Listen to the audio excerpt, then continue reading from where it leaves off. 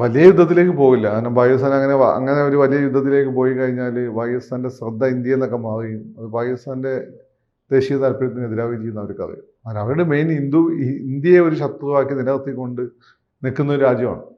അല്ലാതെ അവർക്ക് വേറെ ഐഡന്റിറ്റി ഒന്നുമില്ല. അപ്പോൾ അവർ സഹോദരന്മാർക്കെതിരെയാണ് ഫൈറ്റ് ചെയ്യുന്നതെന്നൊക്കെ തോന്നലുണ്ടാവുകയും പാകിസ്ഥാനുള്ളിൽ തന്നെ വലിയ പൊട്ടിത്തെറി ഉണ്ടാവുകയും ചെയ്യും. അപ്പോൾ ഇത് അവർ അടുത്ത കാലത്തുണ്ടായ ഒന്നെങ്കിൽ ചിലപ്പോൾ നമ്മളെ പറ്റിക്കുന്നതായിരിക്കും താലിബാൻ. ഞങ്ങൾ പാകിസ്ഥാനായിട്ട് പ്രശ്നം എന്താണെന്ന് നമ്മളെ ഊറ്റിയെടുക്കാനുള്ള ഒരു ശ്രമമായിരിക്കും.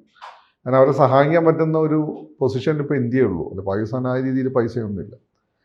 അപ്പോൾ ഒന്നെങ്കിൽ അതൊരു നാടകമായിരിക്കും, അല്ലെങ്കിൽ ഈ പറയുന്നതിനുമായി തൽക്കാലം ഇന്ത്യയെ ആവശ്യമുണ്ട് എന്നുള്ളത് കൊണ്ട് നാടകമൊന്നല്ല, ഇന്ത്യയുടെ കൂടെ നിൽക്കാം എന്നുള്ളതാണ്. ഇവരാരും തന്നെ ഫുൾ ഫ്ലഡ്ജിൽ വാറിലേക്ക് പോകുമെന്ന് എനിക്ക് തോന്നുന്നില്ല. പോയി കഴിഞ്ഞാൽ രണ്ട് രാജ്യങ്ങളും തകർന്നു പോകും.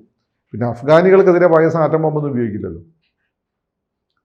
അല്ല, ഈ അറബ് രാജ്യങ്ങളെല്ലാം ഒറ്റക്കെട്ടായി നിന്ന് യുദ്ധം പാടില്ലെന്ന് പറഞ്ഞിരുന്നു. എന്നിട്ടും എല്ലാം ഒത്തുതീർപ്പായ സ്ഥലത്താണ് ഇത്തരത്തിലൊരു ആക്രമണം. അല്ല, അതൊക്കെ അവർ പറയും ഇതൊക്കെ അഭിനയമല്ലേ, അല്ലാതെ ആരുടെ അഭിനയം?